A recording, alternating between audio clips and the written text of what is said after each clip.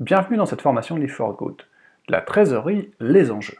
La trésorerie, c'est vraiment l'une des raisons principales de l'échec d'un projet entrepreneurial et donc il est extrêmement important pour vous de bien comprendre les enjeux qui se cachent derrière cette notion.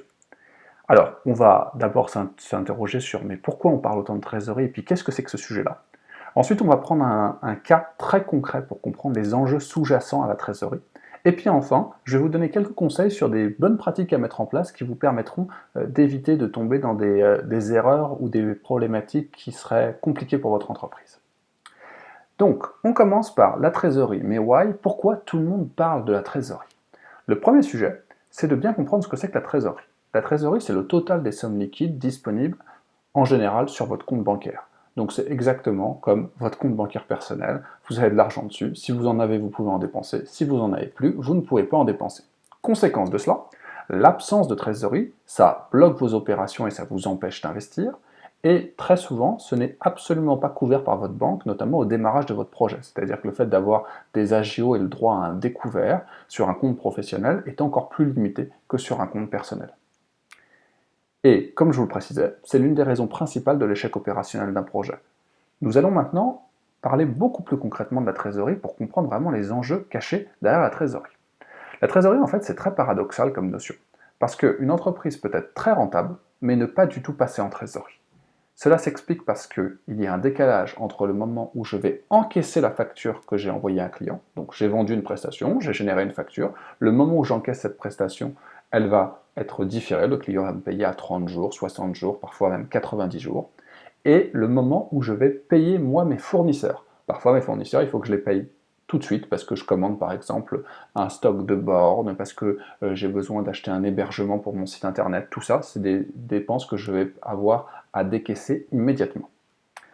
Et on va regarder maintenant un exemple concret de ce décalage entre la notion de je suis rentable et la notion de mon cash est OK d'un point de vue trésorerie. Donc ici, vous avez un compte de résultats simplifié sur un trimestre, donc vous voyez janvier, février, mars, et puis le solde. Et comme vous pouvez le constater sur ce tableau, la perte maximale cumulée, c'est en février, où je perds 4 940 euros. Donc vous voyez, j'ai mon chiffre d'affaires que je fais chaque mois, 1000 euros, puis 10 000 euros, les salaires bruts, les charges patronales et le loyer.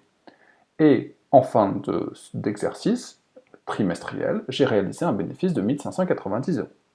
En regardant un tableau comme ça, je pourrais me dire, bah, très bien, il suffit que je trouve en financement 4 940 euros, et c'est bon, je vais pouvoir financer mon activité. En fait, pas du tout. Si on regarde maintenant le jeu des encaissements-décaissements, vous voyez que cette fois-ci, je ne vais plus être sur les 3 mois, mais sur 5 mois, parce qu'il s'avère que, en fait, ma première prestation que j'ai facturée en janvier, je vais l'encaisser en mars. Comme vous le constatez en plus, j'ai un jeu avec la TVA, c'est-à-dire que la TVA s'est intégrée en plus dans le dispositif, puisque je facture de la TVA que je vais ensuite reverser à l'État. J'ai mon salaire net, j'ai mes charges patronales et salariales qui, elles, sont versées un mois après le salaire net, le loyer que je décaisse le mois en cours, et puis j'ai mon solde de TVA, comme vous voyez, qui commence à s'exercer en avril, puisque mon premier encaissement de chiffre d'affaires a lieu en mars. Si dans ce dispositif-là, je décide de me dire, très bien, je vais mettre 4 940 euros et je vais pouvoir financer mon entreprise, ben vous voyez qu'en fait j'ai un point bas de trésorerie à moins 6 070 euros. Ça veut dire qu'au réel, il me faudra plus de 11 000 euros pour financer mon entreprise. Donc l'écart entre le résultat et la trésorerie, il y a un écart de x2. Il me faut 2 fois plus de trésorerie que de résultats nets pour réussir à financer mon entreprise dans ce cas-là. Donc vous voyez, c'est vraiment hyper important de toujours projeter en trésorerie parce que c'est une réalité totalement différente de la réalité du résultat net. Si maintenant on se met en place quelques bonnes pratiques pour vraiment éviter de tomber dans ce type de problème, voici quelques points d'attention à avoir pour vous. Première chose, avoir un BP qui fait, donc un business plan, qui fait aussi bien le chiffre d'affaires que la trésorerie. Vous avez bien vu dans mon exemple, il faut absolument estimer les deux. Deuxième conseil, avoir un pointage hebdomadaire de la trésorerie et une projection théorique. C'est-à-dire que vous pouvez en permanence, en tout cas toutes les semaines, prendre un petit bout de papier et vous dire, voilà, ok, aujourd'hui j'ai 10 000 euros sur mon compte bancaire, dans le mois je pense encaisser 1000, 2000, 5000 euros de prestations, je sais que mes dépenses moyennes c'est 3, 4, 5 000, et donc je vais pouvoir estimer si à la fin du mois, je serai plutôt autour de 10 000, plutôt autour de 8 000, plutôt autour de 12 000. Donc vous pouvez en faire une projection théorique très simplement.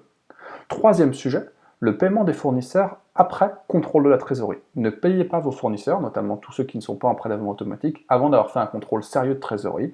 C'est d'ailleurs pour ça que je conseille assez régulièrement de plutôt faire un paiement 1 à 2 fois par mois maximum, pour vraiment avoir fait le check de trésorerie avant. Et enfin, et on verra ça dans une autre formation de manière plus détaillée, mais il faut avoir une politique active pour récupérer le paiement des factures clients. Le paiement d'une facture client, elle ne se réalise pas comme ça en un coup. Il faut avoir toute une stratégie pour récupérer le paiement de vos factures, et on vous montrera dans une autre formation tous les bons conseils sur le sujet. Voilà, merci, à bientôt.